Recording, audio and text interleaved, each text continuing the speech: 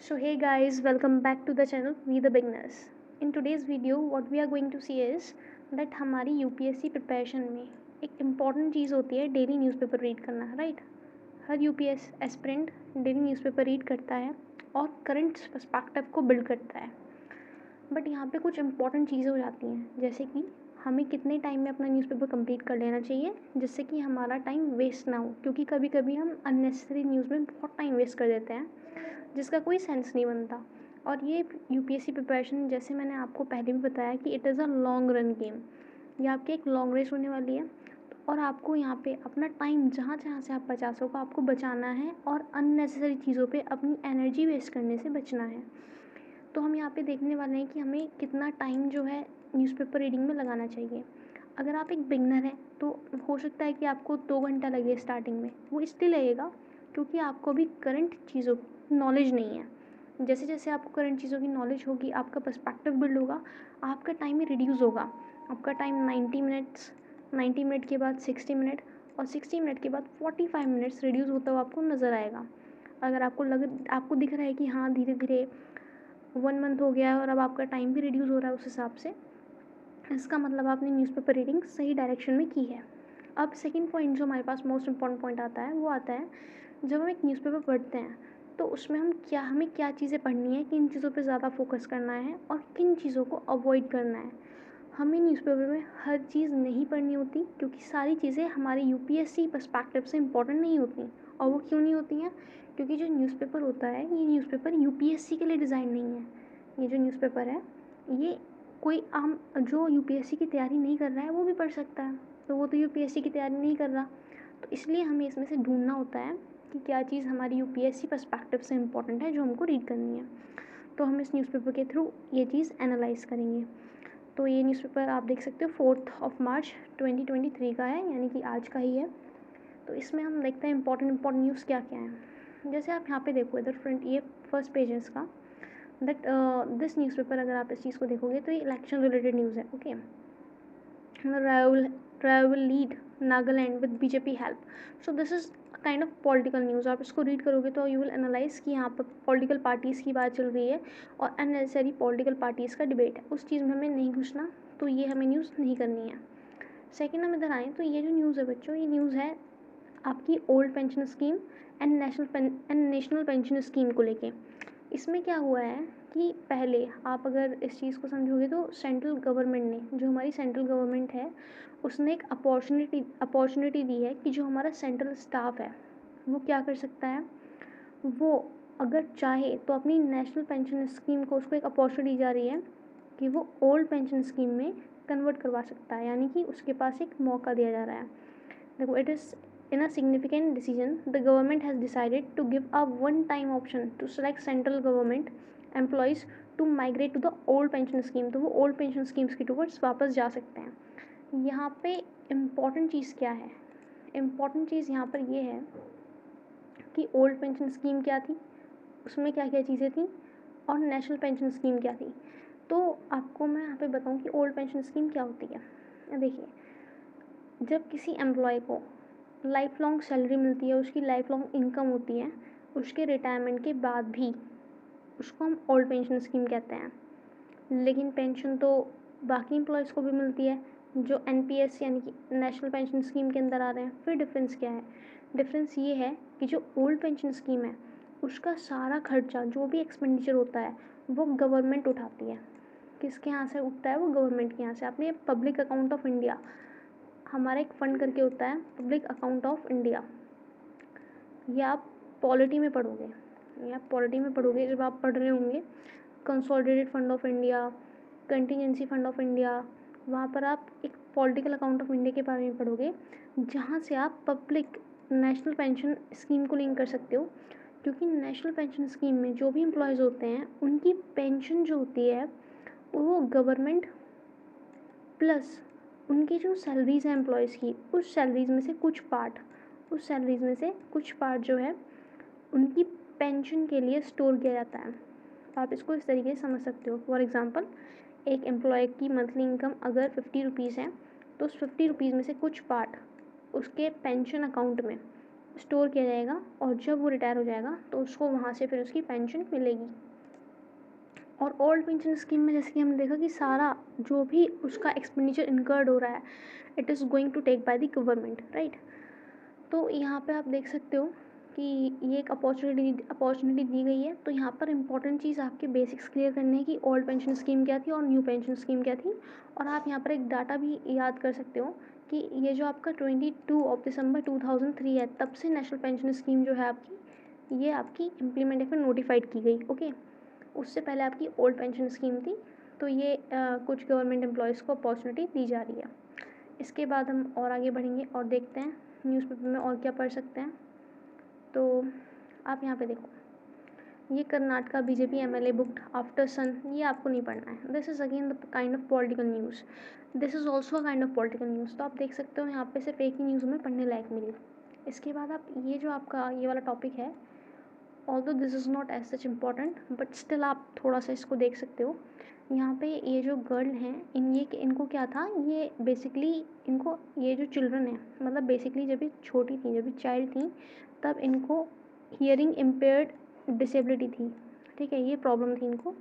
लेकिन इन्होंने क्या बोला, अभी एमबीबीएस की स्टूडेंट है और हमारा जो आपका वर्ल्ड हेल्थ ऑर्गेनाइजेशन है उसने क्या किया है, इनका पोस्टर जारी किया है वर्ल्ड हियरिंग डे पे। आपका 3 जो है 3 मार्च, इसको वर्ल्ड हियरिंग डे बोलते हैं। तो इसमें ये चीज़ पे फोकस किया गया है कि जो बच्चे हियरिंग इम्पेयर्ड चिल्ड्रन होते हैं, अगर उनका बचपन से ही ध्यान रखा जाए, उनकी प्रॉपर स्क्रीनिंग कराई जाए, तो उनको पूरी तरीके से क्योर किया जा सकता है और उनको पूरी लाइफ के लिए डिसेबल्ड होने से रोका जा सकता है, ठीक है, उनको बचाया जा सकता है मतलब। तो इसके लिए यहाँ पे आप एक इम्प्लांटेशन होता है जिसको हम बोलते हैं कॉक्लियर इम्प्लांटेशन। तो यहाँ पे आप देख सकते हो दिस इज़ कॉक्लियर इम्प्लांटेशन। तो ये चीज़ अगर जो बच्चा इस तरीके से डिसेबल्ड है, अगर हम बचपन से ही उसको क्योर कराएं तो उसको बचाया जा सकता है। Then let's come to the next page. तो यहाँ पे आप देख सकते हो ये दिल्ली की न्यूज़ है। हमें जनरली ध्यान रखना चाहिए कि अगर किसी रीजन से रिलेटेड, किसी पर्टिकुलर स्टेट से रिलेटेड कोई न्यूज़ आ रही है तो उसको हम अवॉइड करें। फिलहाल लैंडफिल का क्या सीन है, लैंडफिल पॉल्यूशन वगैरह से रिलेटेड है आपका। जैसे आप देखोगे यहाँ पे एक चीज़ बताई गई है कि जो आपका लैंडफिल है उनकी हाइट ना मॉन्यूमेंट से भी ज़्यादा बड़ी है। मतलब लैंडफिल मतलब जो वेस्ट होता है, जब वेस्ट इकट्ठा हो जाता है तो आप उसको लैंडफिल बोल देते हो। और उसकी हाइट दिल्ली में कुछ मॉन्यूमेंट्स हैं उनसे भी ज़्यादा बड़ी हो गई है। जैसे इंडिया गेट हो गया, इंडिया गेट ये हो गया। तो एक गार्बेज का माउंट जो आपका इंडिया गेट से भी टॉलर है। तो इस तरीके की न्यूज़ है, आप इसको अवॉइड कर सकते हो। ये आपको अवॉइड करनी है, ये आपको अवॉइड करनी है। आप ये सिर्फ देखो, यहाँ पे आपकी पॉलिटिकल न्यूज़ है और कुछ रीजनल न्यूज़ है जो आपको अवॉइड करनी है। Then you can also avoid this because this is related to particular state. Okay, इसको इन जैसी जो आपके इंसिडेंट रिलेटेड न्यूज़ होती हैं, एक्सीडेंट रिलेटेड न्यूज़ होती हैं, आपको वो भी अवॉइड करना है। देन लेट्स सी दिस, ये भी आपको अवॉइड करना है। This is again a kind of political news, this is your political news. आप देख सकते हो कितनी सारी RSS मार्च से रिलेटेड न्यूज़ आ रही है। आप इसको भी तमिलनाडु टू सुप्रीम कोर्ट, आप इसको भी जो है अवॉइड कर सकते हो। देन आप यहाँ पे देखो, यहाँ पे आपको देखना होगा, देखो कोई भी अगर न्यूज़ आपको सुप्रीम कोर्ट की जजमेंट से रिलेटेड मिलती है या फिर हमारे चीफ जस्टिस ऑफ इंडिया ने कुछ बोला हुआ है तो आपको वो अच्छे से पढ़नी है, ठीक है। सुप्रीम कोर्ट किस चीज़ पे क्या कह रहा है आपको बहुत अच्छे से पढ़ना है। आप उसको मेंस के आंसर में भी कोट कर सकते हो। नाउ सी दिस न्यूज़, ये न्यूज़ जो है आपकी कर्नाटक में जो हिजाब बैन केस हुआ था उससे रिलेटेड है। तो उसमें हमारे जो चीफ जस्टिस ऑफ इंडिया हैं उन्होंने बोला हुआ है कि हम क्या करेंगे, बहुत जल्दी एक बेंच क्रिएट करने वाले हैं जो इस हिजाब बैन केस की हियरिंग करेगी और फिर शायद कोई डिसीज़न निकल के आए कि क्या बच्चे स्कूल में हिजाब पहन के आ सकते हैं या नहीं आ सकते, राइट। देन आप ये अवॉइड कर सकते हो। देखो देन आप देखो फिर से एक काइंड ऑफ पॉलिटिकल न्यूज़, आप इसको अवॉइड कर सकते हो, आप इसको अवॉइड कर सकते हो। These are the political news. So आप देख सकते हो कितनी सारी पॉलिटिकल न्यूज़ हमारे न्यूज़पेपर में थी। अब हम आगे बढ़ते हैं अपनी मोस्ट इम्पॉर्टेंट फेज़ की तरफ, जो हमारे न्यूज़पेपर में सबसे इम्पॉर्टेंट होता है, and that is nothing else than editorial section.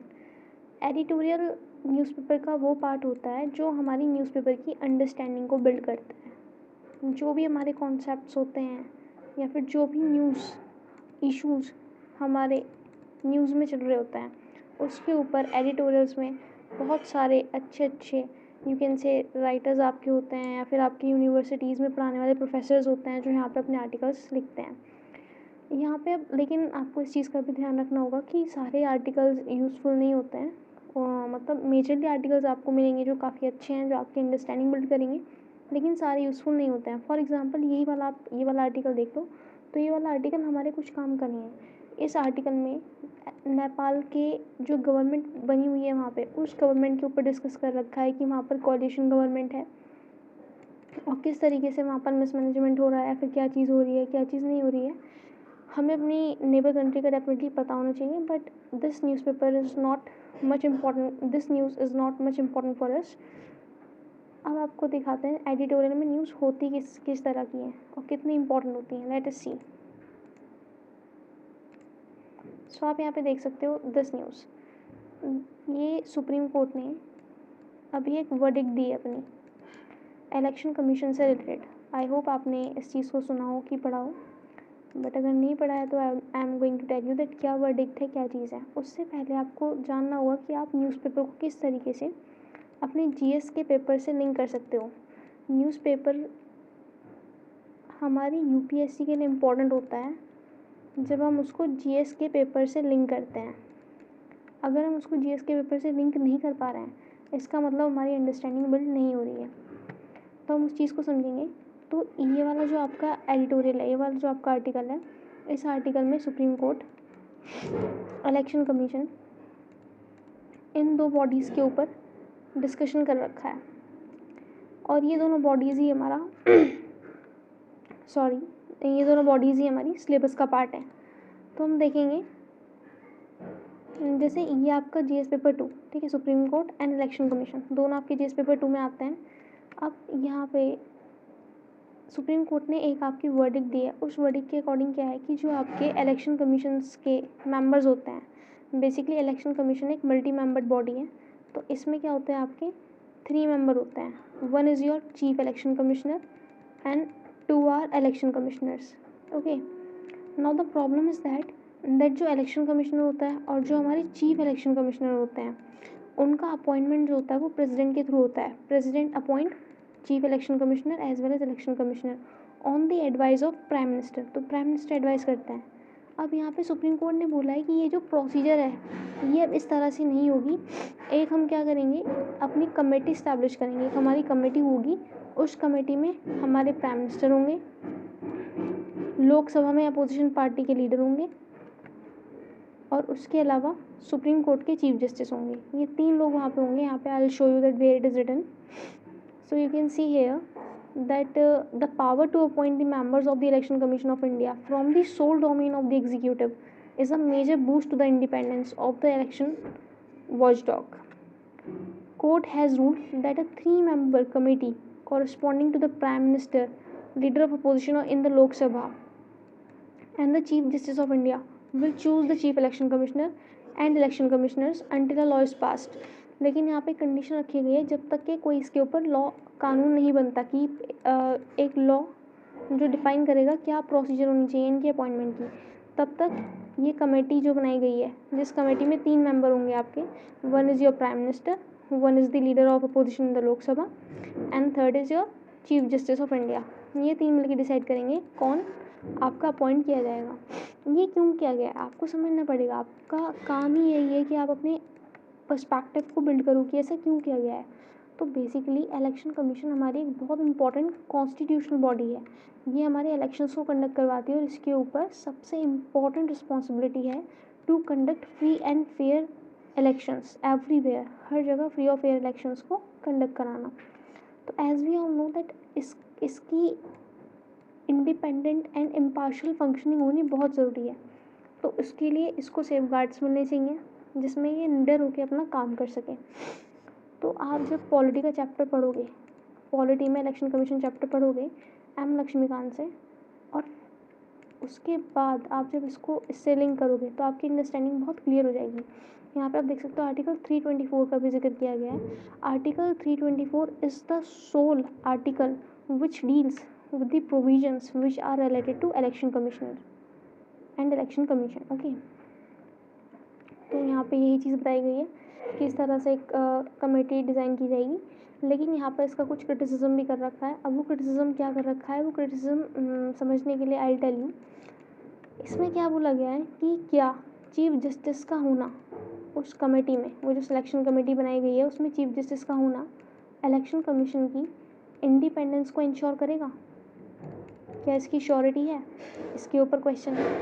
क्योंकि ऐसा भी तो हो सकता है कि चीफ जस्टिस के होने से उस कमेटी को लेजिटिमेसी मिले, और अगर इंडिपेंडेंटली, अगर इम्पार्शलिटी से भी कोई चीफ इलेक्शन कमिश्नर या फिर इलेक्शन कमिश्नर का अपॉइंटमेंट होता है तो उसके ऊपर फिर क्वेश्चंस ना उठे।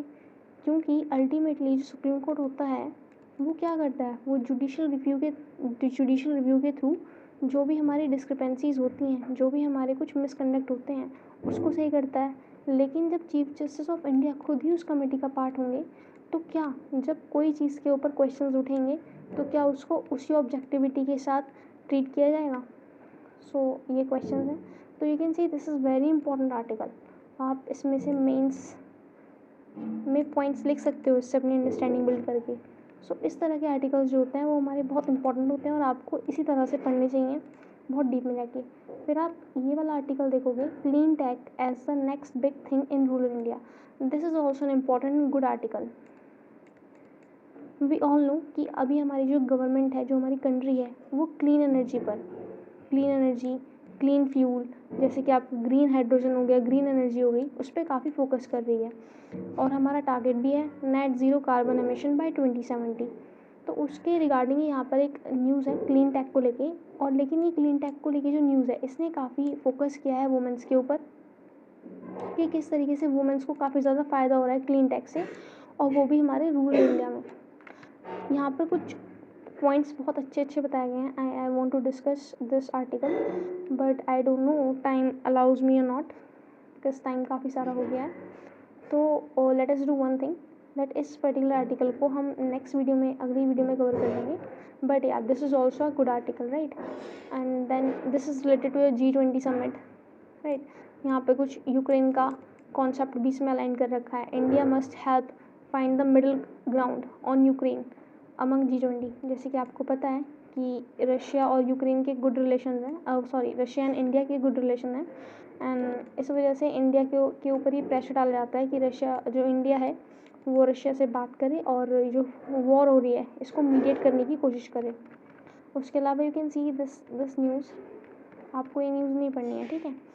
आपको ये देखना है कि आप उसको अपने सिलेबस से लिंक कर पा रहे हो कि नहीं कर पा रहे हो, सिलेबस के किस पार्ट से लिंक कर पा रहे हो। जैसे GS20, जैसे आपका यहाँ पे G20 है, इसको आप इंटरनेशनल रिलेशन से लिंक कर सकते हो, जो हमारी इंपॉर्टेंट इंटरनेशनल समिट होती हैं उससे लिंक कर सकते हो। क्लीन टेक को आप अपने GS पेपर 3 से लिंक कर सकते हो, इसको आप अपने GS पेपर 2 से लिंक कर सकते हो, इलेक्शन कमीशन वाले पोर्शन को। तो हर एक पोर्शन को आपको लिंक करके देखना है कि आप किस सिलेबस के पार्ट से लिंक कर सकते हो। यहाँ पे फर्दर देखो, ये लोअर पार्ट आपका न्यूज़पेपर का, यहाँ पे भी काफ़ी बार बहुत इंपॉर्टेंट न्यूज़ मिल जाती हैं, लेकिन आप यहाँ पे देख सकते हो this is related to your politics. This is also related to politics. Rahul Gandhi is maligning our country on foreign soil. Then you can see this is Congress ask Prime Minister to, तो ये all these are political news. You should avoid such news. ये आप avoid करें। Sonia Gandhi admitted to hospital, then local, so you avoid such news.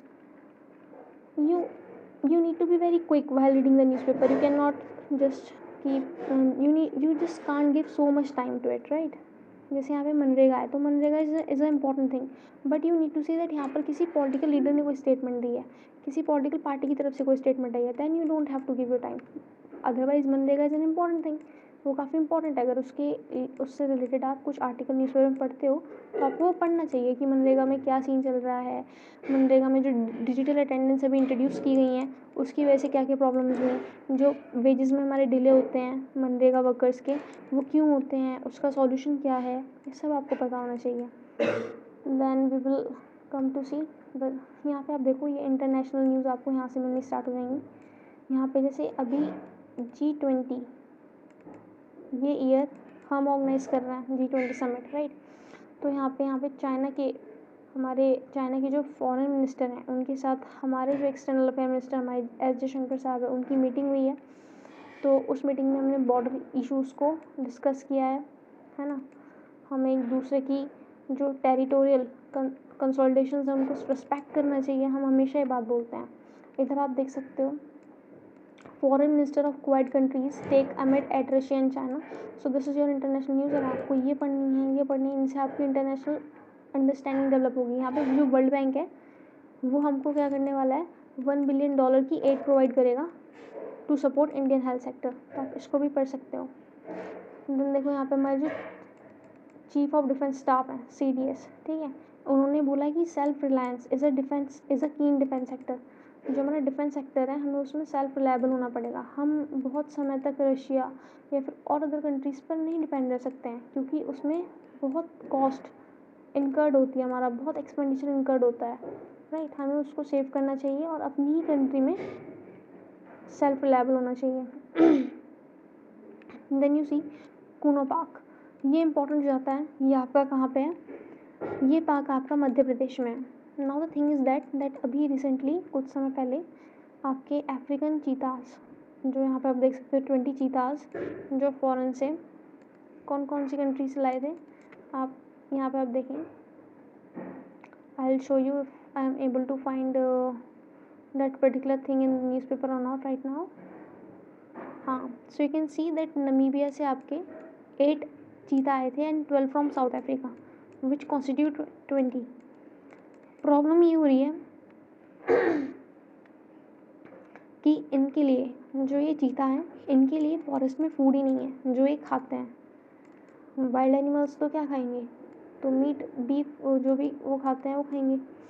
तो वो चीज़ वहाँ पे नहीं है, इनका जो प्रे है वो नहीं है वहाँ पे। तो उसकी अवेलेबिलिटी कराने के लिए यहाँ पे बात हुई है। तो ये उससे रिलेटेड न्यूज़ है, आप बिल्कुल पढ़ें। जो नेशनल पार्क से रिलेटेड न्यूज़ होती हैं, ये इंडियन सीरप से रिलेटेड कोई न्यूज़ है कि इंडियन सीरप, जो इंडियन फार्मा कंपनीज़ हैं उनके सीरप की वजह से जो गैम्बिया है, US ने ब्लेम किया है कि वहाँ पे डेथ्स हुई हैं।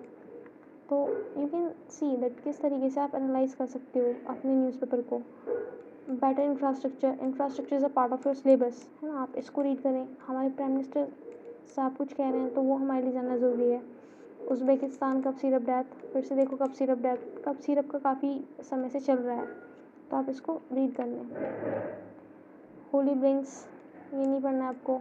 ये आप जो भी आपका डाटा आता है, वर्ल्ड बैंक ने क्या हमें दिया है ना, आपका ग्लोबल हेल्थ इंडेक्स क्या है ना, और आपका नेशनल फैमिली हेल्थ सर्वे ने क्या डाटा पब्लिश किया है, ये सारे डाटाज हमारे लिए इम्पोर्टेंट हो जाते हैं।